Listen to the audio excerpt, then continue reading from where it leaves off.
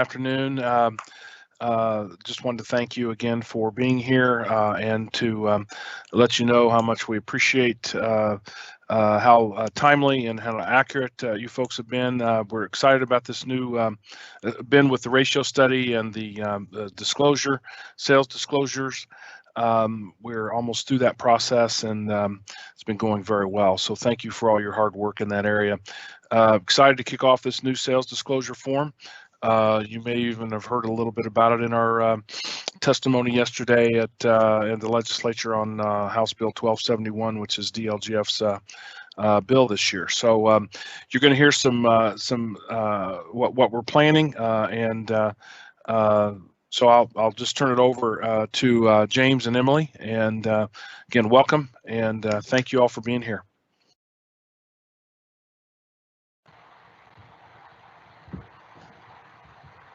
Good afternoon, everyone. We would like to welcome you to the Department of Local Government Finance webinar about the new sales data upload site and overview of the revised sales disclosure form that went into effect on January 1st of this year. My name is James Johnson, and I serve as the director of the DLGF's Data Analysis Division. Additionally, I am happy to have my fellow DLGF colleague, Emily Chrysler, co-presenting with me today. Emily is the DLGF's General Counsel and has played a critical role in helping to draft and implement the changes to the sales disclosure form that will be discussed during today's presentation.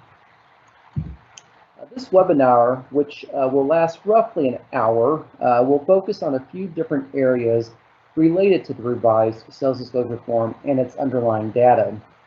First, we will discuss the process for uploading 2021 sales disclosure data to the new sales application site, including doing a demonstration of the file upload process after we go through the information covered in today's webinar. Additionally, this webinar will provide you with a greater understanding of the basics of the sales disclosure form, as well as the differences between the previous version of the form and the new version that went into effect this year. Finally, we will provide answers to several frequently asked questions that the department has received during the past 2.5 months since the new form has been in place. Please note that the file upload demonstration that we will plan to cover at the end of today's presentation will be done in a test environment. The new sales application site is not yet currently active, but we do anticipate that it will go live within the coming days. And the department will send out a short correspondence once the new sales application site is live and available for counties to use.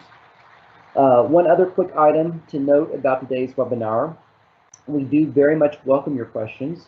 If you do have any questions that come up during today's presentation, please type those into the question box, which should be at the bottom of your Teams window. If time allows, we'll try to address some of those questions at the end of today's webinar.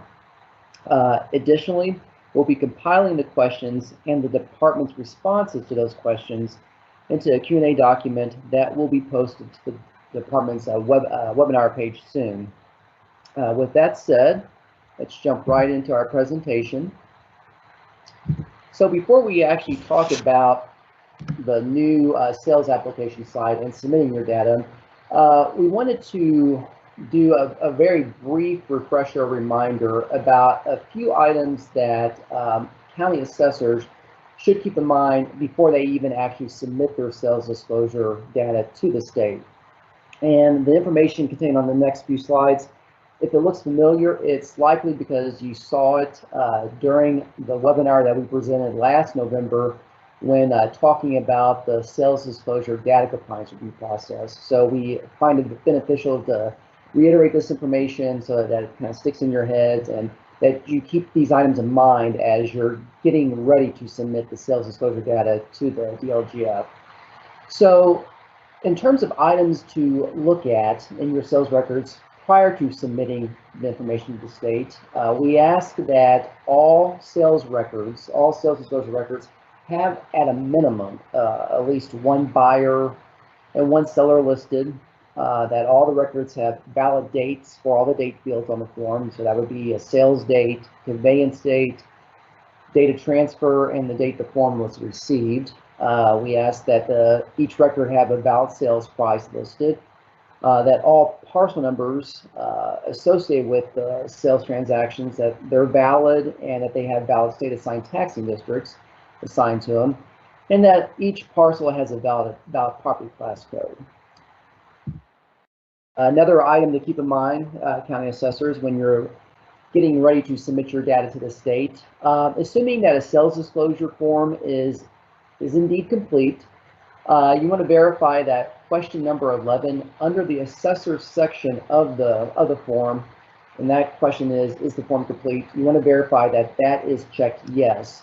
The reason that needs to be checked yes is when the data team pulls the sales disclosure data that you submit to the state, we are only going to pull those records that have this question check marked as yes. So if you intend for a sale to be included as part of our compliance review process, you want to verify that question number 11 under the Assessor section of the form is checked yes.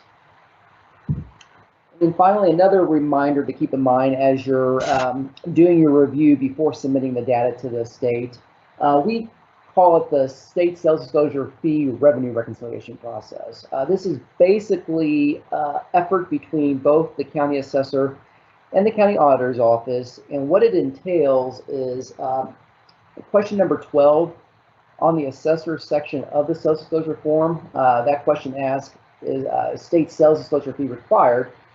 If that's checked yes, then the county auditor's office will need to verify if the fee has been collected on that particular sales transaction. The reason this is important is when the data team conducts the compliance reviews on your sales disclosure data that you submit, if there are discrepancies in the anticipated revenue that we would look at based on how these questions are answered compared to what you actually submitted, county auditor submitted to the state during the settlement periods, if there's a discrepancy between those amounts, then that's going to cause potentially a delay in our team reviewing and certifying your sales disclosure data, which then potentially leads to delay in the ability for the assessment division to review your ratio studies. So it's very important that both offices work together on verifying that if a form has been checked as fee eligible, that the form has had the fee collected on it.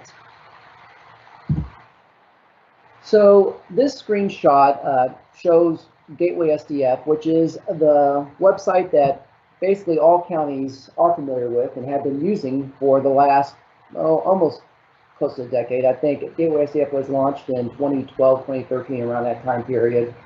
And all counties have used this website, whether or not you use Gateway SDF as your primary sales disclosure system, or if you simply use it to just upload your data.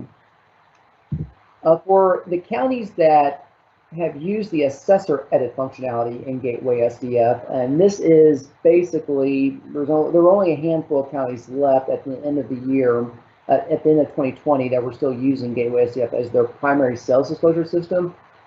One thing to keep in mind is that starting with all sales disclosure records that occur in 2021, Gateway SDF is no longer an option for counties to use as their primary sales disclosure system. That means that you can no longer do your data entry, review, and validation of your sales in Gateway SDF.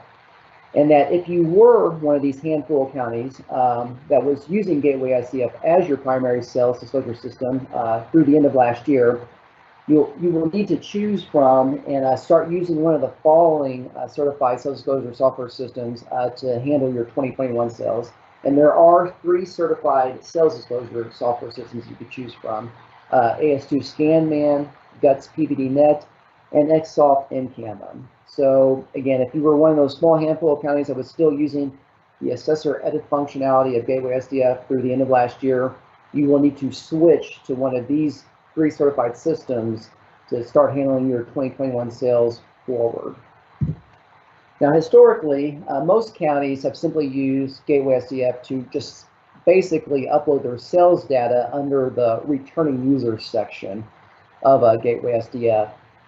So you did all your data validation in your separate system, whether it was AS2, Guts, or XSoft, and then you would generate data files that you would then upload to Gateway SDF. Well, following the completion of the department's 2020 sales data compliance review process, this site, Gateway SDF, will no longer be used to upload sales disclosure data. So instead of using Gateway SDF, all counties, all 92 counties, will be using the new Gateway sales application site to submit their sales disclosure data.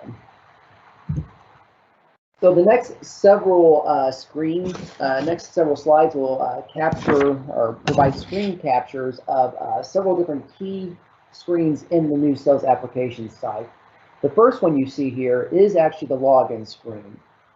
One thing to note about the new sales application site, it will have the same URL as the Gateway SDF site that you've been using previously. So gatewaysdf.ifionline.org, that will remain the URL for the new sales application site. Additionally, county assessors, you will be able to link to the new site from both the main Gateway Select application screen. This is where the screen you would go to when you're preparing to submit your annual PWO report. There will be a link on that site to the new sales application page, and there will also be a link to the new sales application site on Gateway SDF. So on the previous sales site that you've been used to using, there will be a new link, a link to the new application site. The username and password that county assessors will use to log into the sales application, that will be the same password that you use to log in the Gateway to submit your annual PWO report. So it's going to be the same username, same password that you use to sign into Gateway when you're ready to submit information about your PWO report. If you need a new account created for one of the deputies in your office, or if you need a password reset, you could send those requests to the department's support address, and that email address is support@dlgf.in.gov. So once you log in to the new application site, this is a screen capture of the home page. As you can tell, it is much more streamlined compared to the previous Gateway SDF site. Basically, all you need to do is, one, select your sales year that you're interested in uploading your data for, and then select your county. So once you do those two steps, then that will take you to the file upload screen. And this is this page where you will actually upload your sales data files. The file upload page, one thing that is important to note about the new site here is that this site only accepts data files that are zipped. So you will need to submit your sales data files in a zip format in order for them to process. That's a change from the previous Gateway SDF process where you can only submit your files in an unzipped format. Here, under the new application, all your sales files need to be zipped before you can upload them. And it's also important to note that for the new site, the new application site, to process your sales disclosure data files, your data files need to include all 5 sales disclosure data files. So that will be your sales disc file, your sales contact file, your sales parcel file, and the 2 data files that pertain to your addendum, your residential agricultural and your commercial industrial addendum.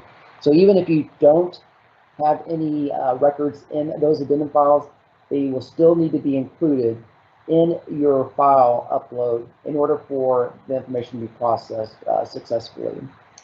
And one thing we would like to point out that we're kind of excited about, and we believe the county assessors will also be happy about, is the processing capacity on the new sales site is significantly improved compared to Gateway SDF. So this should allow for quicker uploads and the ability to process larger size data sets. I'm sure many of you, when you've used Gateway SDF in the past, particularly if you're a larger size county that has thousands of sales records to provide, oftentimes you would try to upload a file and the system would time out on you, and it wouldn't process, and then you would have to go and then break up your sales data into multiple data sets that would then have to be individually loaded. With the new sales application site, we enhanced the processing capacity, so larger size data sets should be able to be processed without issue.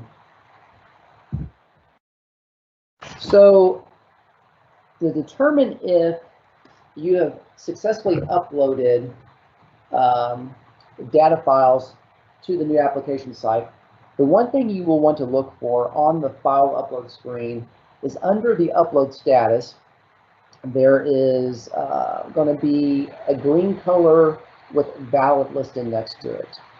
If this is green and it's got valid next to it, that means that the files that you uploaded processed successfully. Another thing to look for and to verify that the files did upload successfully, under the download column, you should see the name of the files that you uploaded, and then you can click on that link to actually export the data files that you just uploaded to the Gateway Sales application site. So those are the two ways to verify that the sales that you uploaded processed successfully.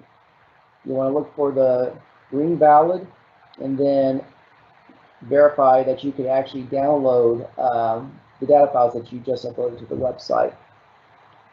So that's ultimately what you want to see when you upload your sales files. Now, inevitably, it might happen that there's an error of some sort in your data files. And if that happens, then unfortunately, your data files did not process successfully. So to verify if there was an error when trying to upload your sales files, what you want to do on the file upload page, under the upload status, instead where on the previous slide it showed green valid, it's going to show red invalid. This means that there was some error of some sort in your data files that's preventing those files from being processed. And additionally, under the download column, whereas on the previous slide, you could actually click on that link and download your files, this will have NA listed next to it or under it, meaning that you can't download anything because the database did not process your files.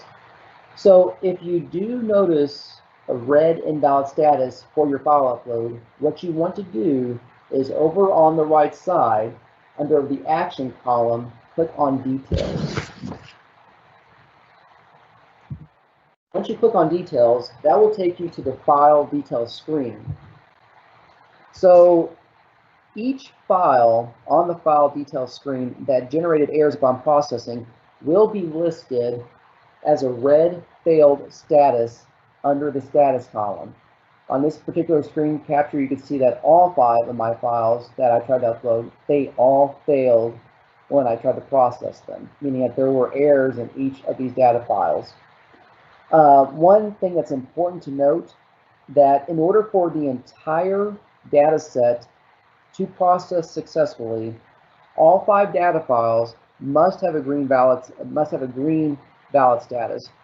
So again, on this screenshot, all 5 of my files failed. But let's say that if I tried another data set and I got green on 4 of the files and red on just 1 of them, the entire data set still did not process because of the errors in that one particular data file. So to see the errors in each individual file, what you want to do is over on the action column, click on the View Errors link for that particular file. And that will take you to the items that generated errors for that particular file. Each SDF record that generated an error will be listed on the View Error screen along with the description of the error.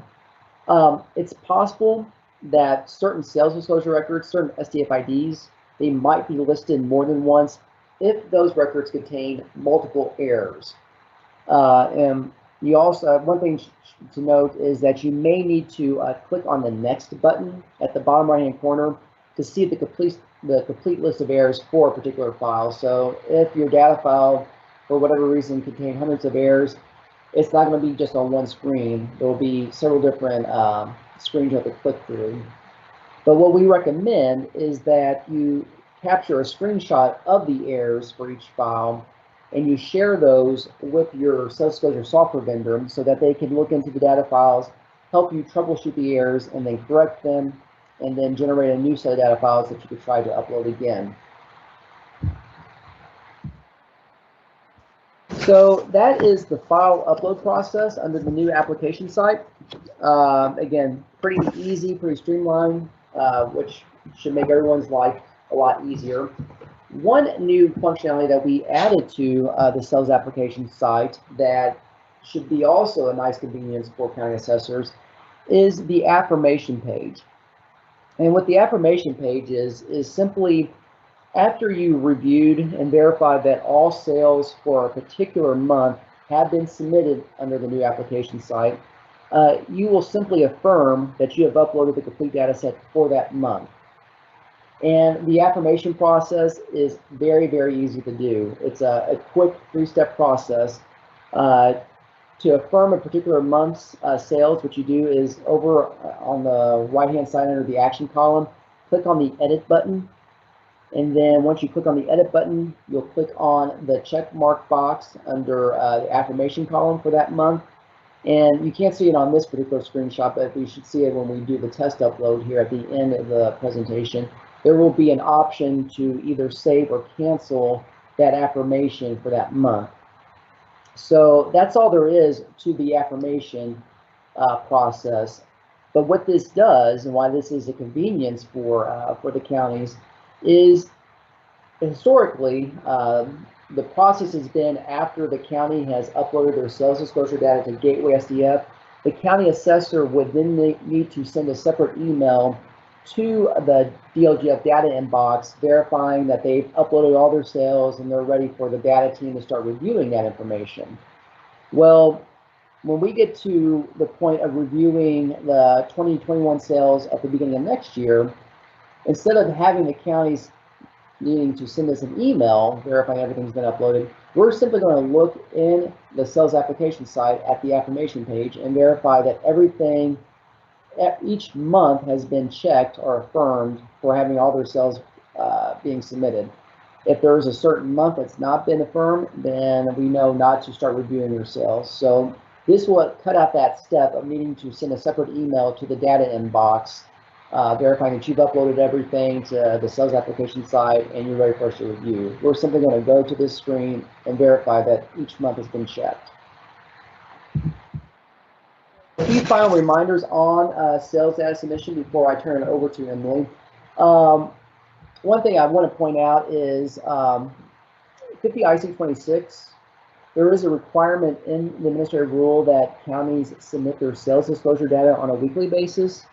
The department is mindful that that might be overly ambitious for most counties, particularly to do your review, validation, revenue reconciliation on a weekly basis.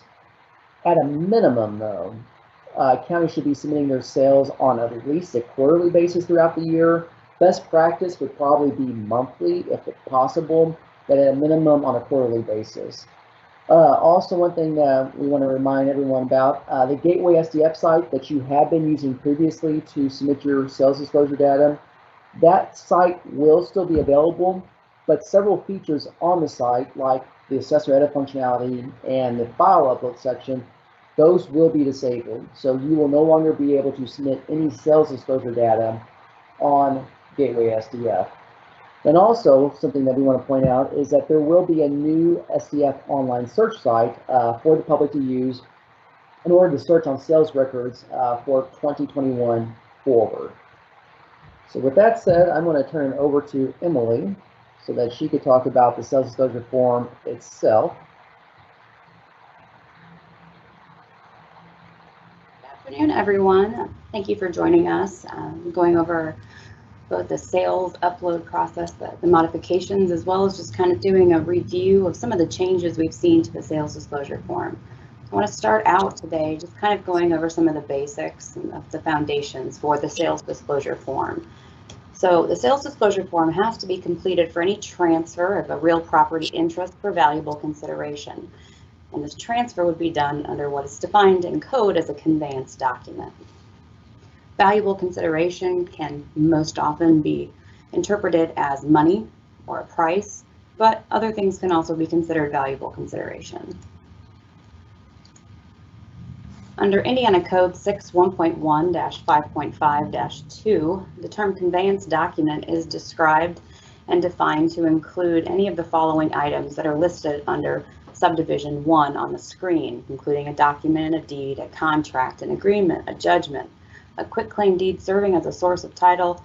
It's a pretty broad category, so more often than not, to really kind of discern whether or not your conveyance would be something that is subject to a sales disclosure form, one of the best ways to check is to look and see if it falls into the category under subdivision B here, subsection B, which outlines the kind of conveyance documents that are not subject to the sales disclosure form requirements. Listed under subsection B is a security interest document such as a mortgage or trust deed, leases that are for a term less than 90 years, agreements or other documents for mergers or consolidations, quitclaim deeds not serving as a source of title, and public utility or governmental easements or right-of-ways. A lot of times we'll see questions where something will maybe fall into this subsection B category, say a quitclaim deed or another kind of agreement that would potentially fall under that caveat. The other consideration that you have to have for all transactions is whether or not it's excluded under subsection B and whether there's valuable consideration. So if you have a quitclaim deed that does in fact serve as a source of title, but there's no valuable consideration for the transaction, it would not likely fall under the sales disclosure form requirements. So it's really a two-step process for determining whether or not the transaction would be required to have a sales disclosure form.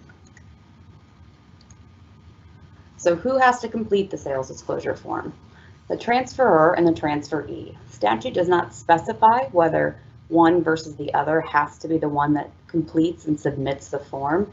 However, it does specify that at least one transferee and one transferor have to sign the form.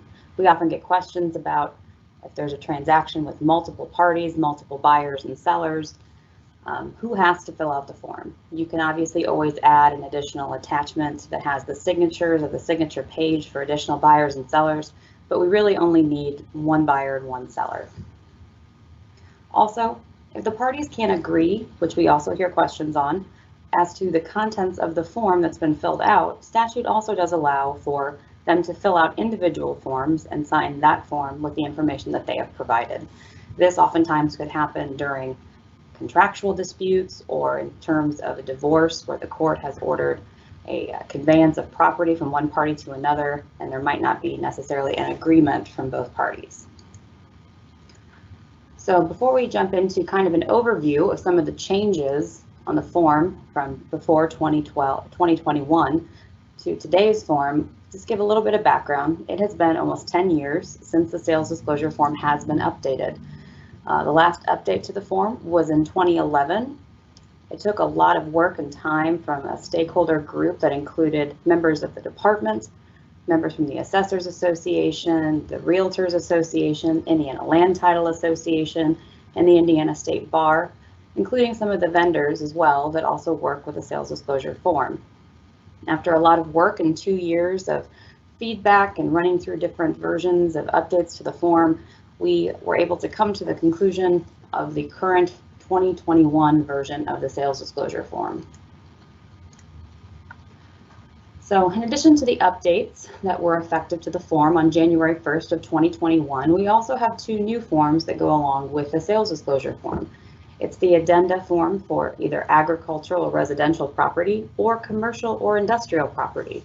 We'll go into a little bit more detail on those 2 new forms a little bit further in the presentation. So one of the changes that we incorporated into the form was for the 2020 legislative change that removed a few pieces of seller-provided financing that really over time were just not as valuable for assessing officials to consider. So those have been removed to simplify the process. There's also been a shifting of the information to make sure it's grouped together in a more logical fashion.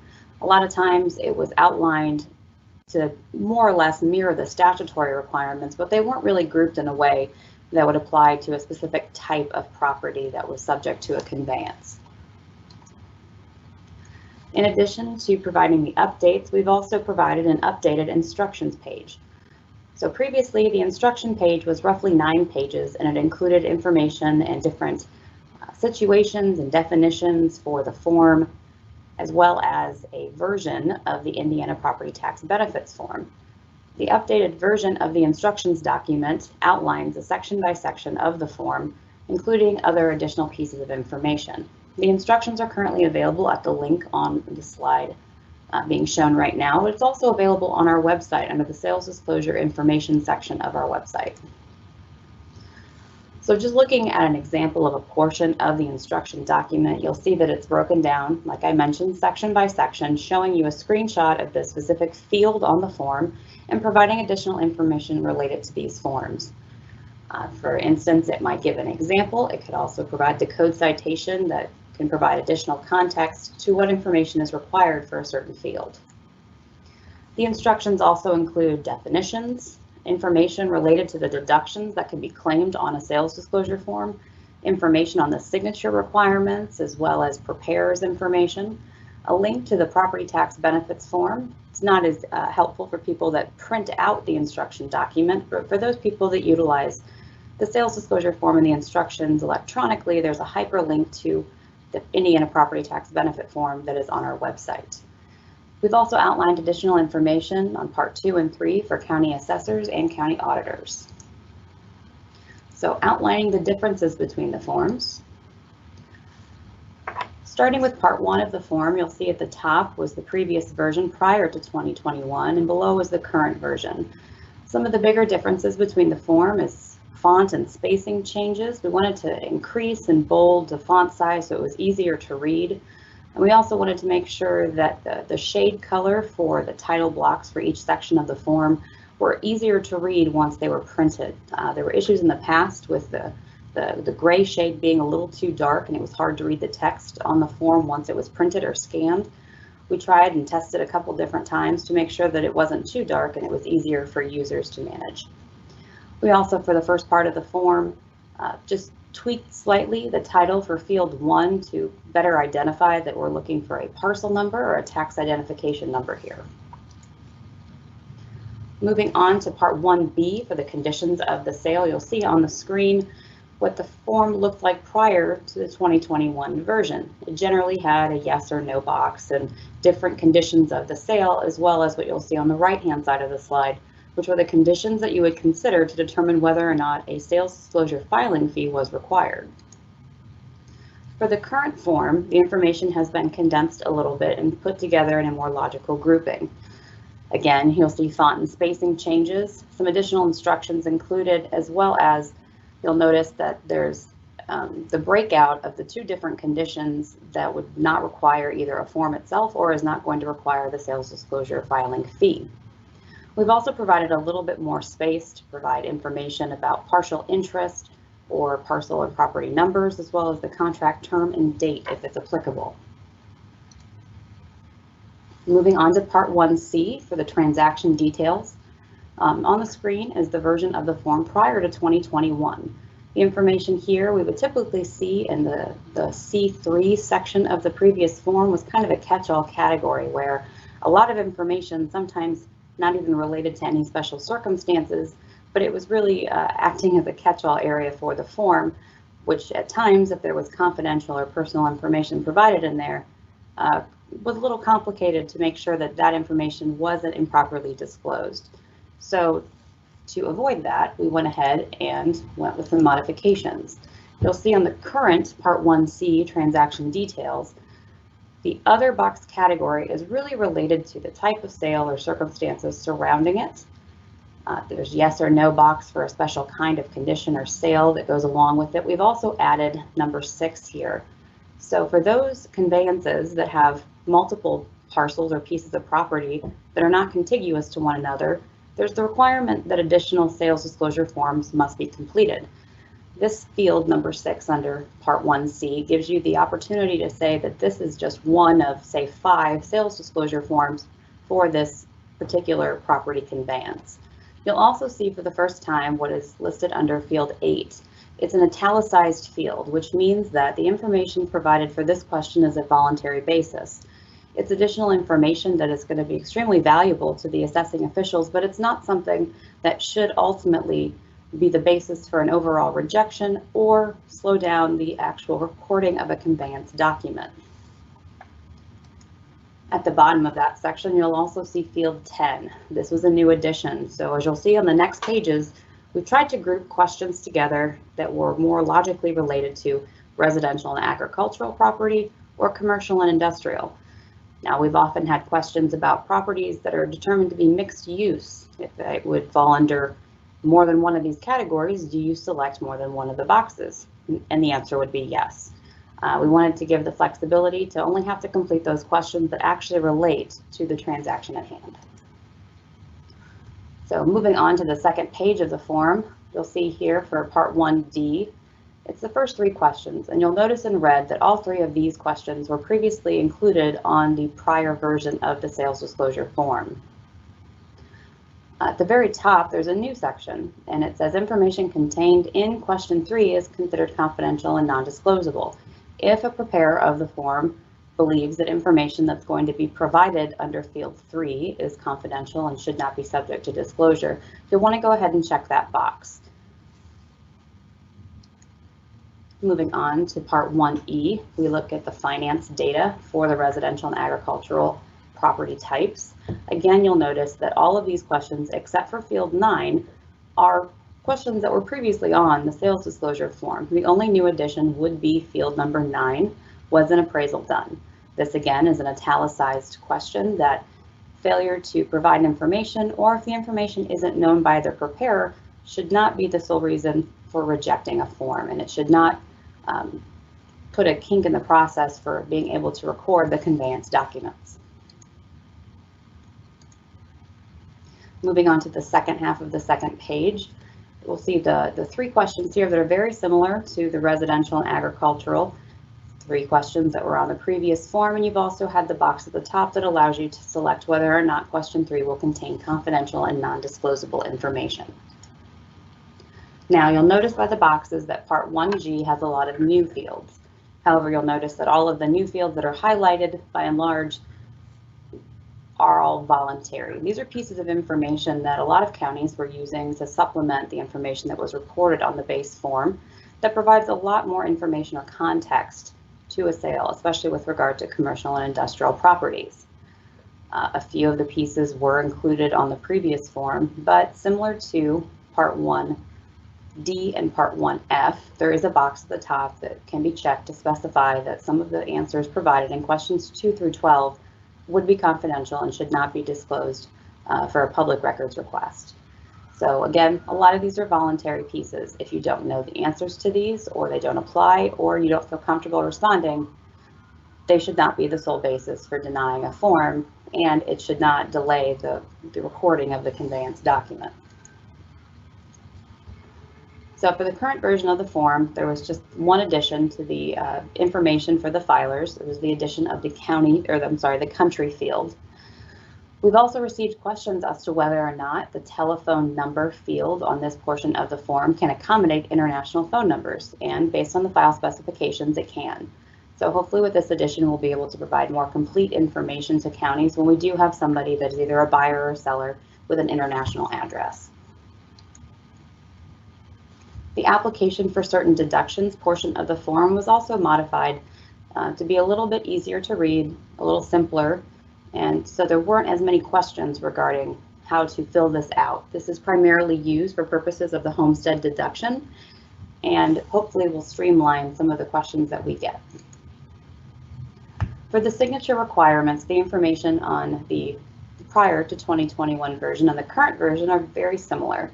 The one distinction that we made was making sure that it was clear that for purposes of using the sales disclosure form for the Homestead Deduction, statute has always required that either the last 5 digits of a Social Security number or the last 5 digits of a driver's license number, if the individual that is applying for the deduction does not have a Social Security number, are required. There were fields on the previous form for both, but it was not meant to require that both have to be provided. So we think that the clarification on the current version just clarifies what statute has always said. Moving on to part 3, there was a small modification that was made to this section of the form just to clarify for the fees that are collected that there is a space for the state sales disclosure fee that is prescribed by statute, and that there are the other fees that could be imposed by local units. Moving on to another addition to the sales disclosure form, what we call Part 1A. Previously on the first page of the sales disclosure form, there were 2 different areas that you could list 2 parcels if there were contiguous parcels as a part of a single transaction. Sometimes there would be multiple contiguous parcels, and people would have to attach an Excel sheet or a Word document or something else outlining the information for the other parcels. We went ahead and added a additional page at the end that would allow for an additional 8 parcels to be added. Hopefully this will make it easier for individuals to include that so we get uniform information that is reported, and it also cleared up a little bit of space on the front page of the form. So for the addenda forms, these are meant to give local assessing officials the ability to add additional information or to modify information that had been reported on the original form. They're only available to the assessing officials, and it's essentially meant to provide additional notes that would not require the modification of the underlying form. Since the underlying form is something that is submitted and signed under penalties of perjury by a preparer and or by the buyer or seller, we didn't want to have the assessing officials feel that they have to modify that original form. This allows the records to be tied together and then to make modifications or additional notes that could be relevant to the transaction. You'll see the information for both of the addenda forms at the top, as well as the section labeled F, additional information. This is a general notes category, or just ways for the assessing official to make additional notations about a special circumstance or maybe additional information that was learned that might not be listed as a field on the sales disclosure form, but is of value to them when considering if the sale is valid for purposes of the ratio study process. So again, both of those field forms include the same fields that are available on the sales disclosure form, in addition to the fields like we saw on the previous slide for them to put general notes.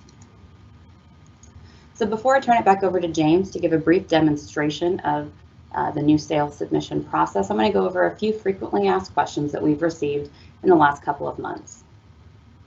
One, we kind of went over this a little bit already, but for the homestead deduction, do preparers need to provide the last 5 digits of the Social Security number and the last 5 digits of a driver's license? The answer is that Indiana Code 6-1.1-12-37 specifies that the applicant must provide the last 5 digits of their Social Security number. However, only if the applicant does not have a Social Security number would they need to provide the last 5 digits of a driver's license or state or federally issued ID. If a quitclaim deed serves as a source of title but there's no consideration involved, is a sales disclosure form needed? Generally, no. Indiana Code specifies that the form is not required for a quitclaim deed not serving as a source of title. However, even if it does serve as a source of title, you would need to see if there was valuable consideration for the transfer of property in order to see if the sales disclosure form is required. Again, it's a 2-part test. There's valuable consideration, and then number 2, if they do not fall within under the exemption of what is required to have a form. Next, will errors generate if a preparer leaves a section blank that does not apply? Generally, if it's a yes/no question, it's always good to select no if it doesn't apply. However, each office should determine what information is necessary for the form to be considered complete. For purposes of assisting in this review, and also for the sales data submission process with our office, there are certain fields that internally we have identified as required fields. There's a document where we have put these fields and we have marked them through the file specifications, and it is available on our website for review. Can a sales disclosure form be filed for a deduction only, even if the form is not required? So the sales disclosure form should only be used as an application for the permitted deductions when there is an underlying conveyance that requires the completion of a sales disclosure form. While you could go directly to that portion of the sales disclosure form and select the applicable deductions, completing those boxes alone would not be enough. There would be many other parts of the sales disclosure form that would need to be completed to meet the base requirements of a deduction application. With that being said, if you're just applying for a deduction application is the appropriate form to use. So at this time, I'm going to go ahead and turn it back over to James and let him do his demonstration of the sales submission process. All right, thank you, Emily. I want to share my web browser here. You all can see what I'm seeing here.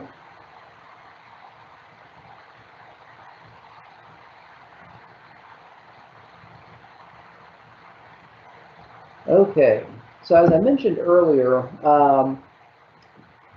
right now I'm working in the test environment for our new sales application, and we will be sending out a separate correspondence to the counties once the actual sales application site does go live.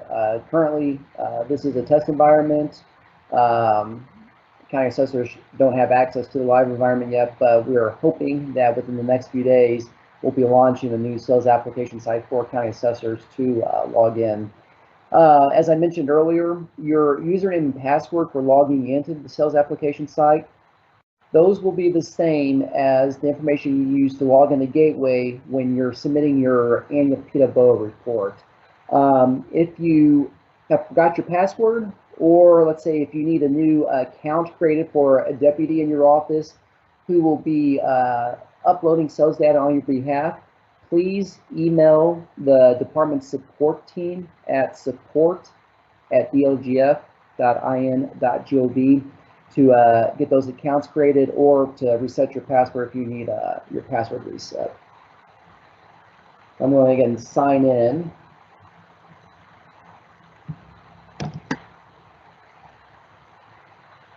All right, so once I logged into the sales application site, this is the home page. This is what you'll see when you log in. And as I mentioned earlier in the presentation, on this page, all you need to do is simply select the year you're interested in. So I'm going to select 2021. And then I have all the counties listed on my screen. That's because I'm an admin user. For individual counties, you will see just your county listed. So I'm going to pretend that I work in, well, I'm going to be a member of the Rush County Assessor's Office today.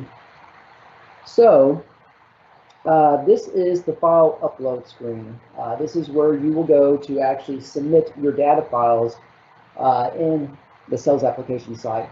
And as I mentioned earlier, one of the key differences, if not the key difference between the file upload functionality and the new sales site versus Gateway SDF, your sales files need to be zipped before you can actually upload them to the sales application site. And additionally, the zip files must include all 5 data files, that being the cell disk file, cell contact file, cell parcel file, and the 2 data files that pertain to your addendum files. So one file for your commercial industrial addendum and one data file for your agricultural and residential addendum file. So I'm going to choose a file to upload here. And let's see here, save to my computer, Rush County. So I'm going to choose files that have errors in them. You see, hopefully if this works right, it will generate what we were showing earlier, that red invalid status when we try to upload them. So I'm going to choose test files with errors. And then once I do that, I click on the upload button. Yep, and I got the expected result. That means that my data submission that I tried to process did not process successfully. I know this by looking at the upload status column, and under the upload status column I see that red invalid, which is not good. And then also under the download, I see it's listed as NA, meaning that my sales files that I tried to upload, I can't actually export them from the database since they didn't process. So what do I do when I get this invalid status? Well, I want to find out what files are causing the errors to happen. So I click on the details link here under the action column, And this will take me to the file detail screen. And you'll notice that all 5 of my data files contain errors. This means that I will need to go back, work with my sales disclosure vendor to correct the records in each of those files, and then try another upload. If I only had one data file that generated errors, that's going to prevent the entire data set from being being processed. So to view the errors in each of your data files on the file detail screen, click on the View Errors link under the Action column, and that will provide you with a list of errors that were generated for that particular file. This particular file, this addendum file, only had 2 errors. Looks like there was a selected county issue involved with the records in this file. Similarly, my other addendum file for my agricultural residential, this had 2 errors. Again, looks like there was an invalid county selected with the data. My self parcel file, it had, looks like there's 5 errors listed here, and again, the county was, invalid county was selected for the data. My cell disk file, this has a couple different errors. It looks like there's an invalid SDF ID, and then the county selected for the records was invalid. And then my cell contact file, it has several errors as well pertaining to the selected county. So again, what we recommend is that you get screenshots or screen captures of each of the files with the errors and share those with your sales vendor so that they can help you troubleshoot what is causing the errors in your data file. So assuming that you've worked with your vendor and you're ready to try another upload, we'll go back to Rush County again. We'll try another file upload, see if this one will actually take.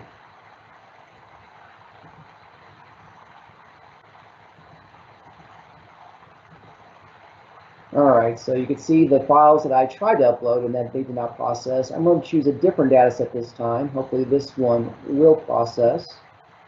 You'll see. All right, and this is what you ultimately want to see. Again, to know if your sales files did process successfully, you want to look under the upload status, verify that it says valid, it's green, and then to also check, you can verify that under the download column, if you click on that link, that will actually allow you to export the data files that you just uploaded, if you want to do that. So that is all there is to the actual file upload process. One other thing I wanted to point out was the new affirmation functionality that we've added.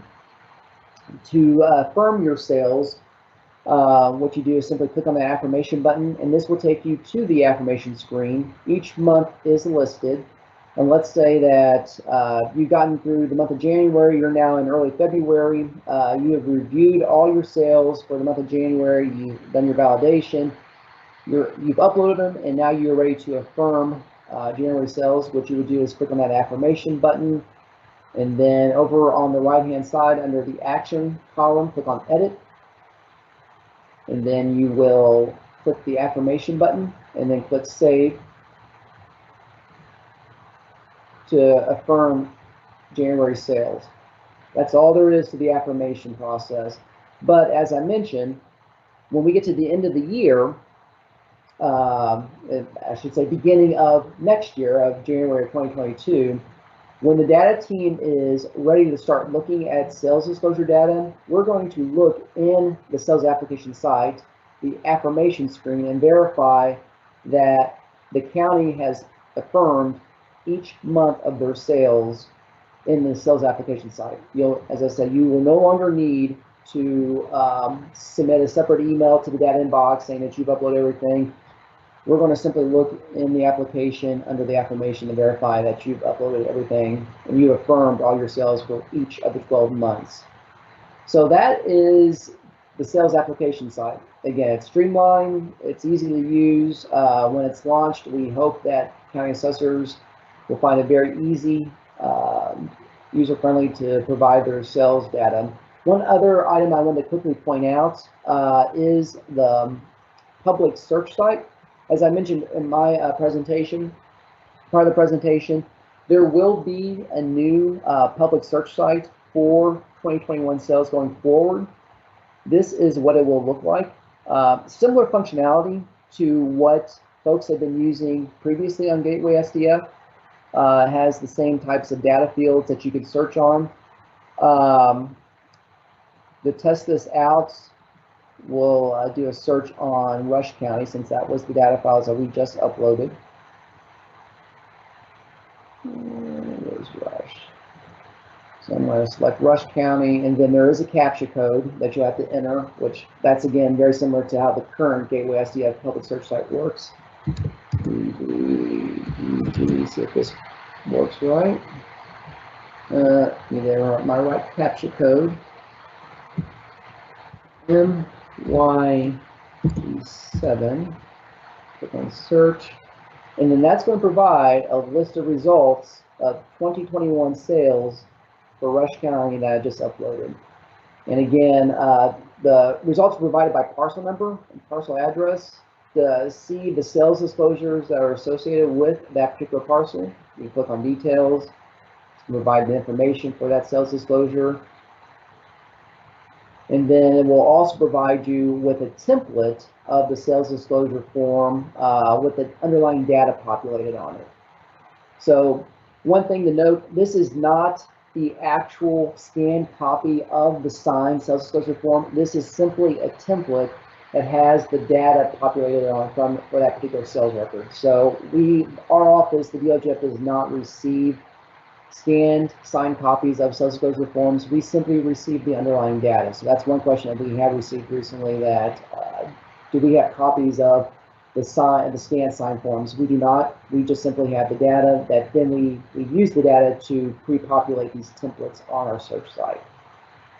So that is a brief rundown of the new sales search site that will be available. I think someone had a question of when will this information be available. The SDF online search for 2021 sales, it should go live once the new sales application site goes live. Right now, there's no data to show on the site, so there will be nothing to search on. But once the new sales site is launched, again, the department will be sending out separate correspondence letting county assessors know that the sales application site's launched, and you can start uploading data to that site. So looks like we are getting to the end here. We only have a couple minutes left. So one individual had a question about the public search site, when it will be available. Again, the public search site will be launched when the actual sales application site's launched. So once counties can start submitting their 2021 sales data, there will be a public search site available to search on that data. All right, it looks like that is the questions that we received so far. And since we're brushing up right against 3 o'clock, and we're at the end of our presentation, should note that if you have a question that comes to you after today's presentation is concluded, it's related to the sales application site or the revised sales form, please feel free to email that question to Emily or me. We will be posting today's PowerPoint presentation, the Q&A document, the webinar survey, and the continuing education credit form for today's session to the department's webinar page. And additionally, the department will be sending out a separate email correspondence with a link to the information as well. So we would like to thank everyone once again for attending today's webinar, and we wish everyone a great rest of their St. Patrick's Day. Thank you.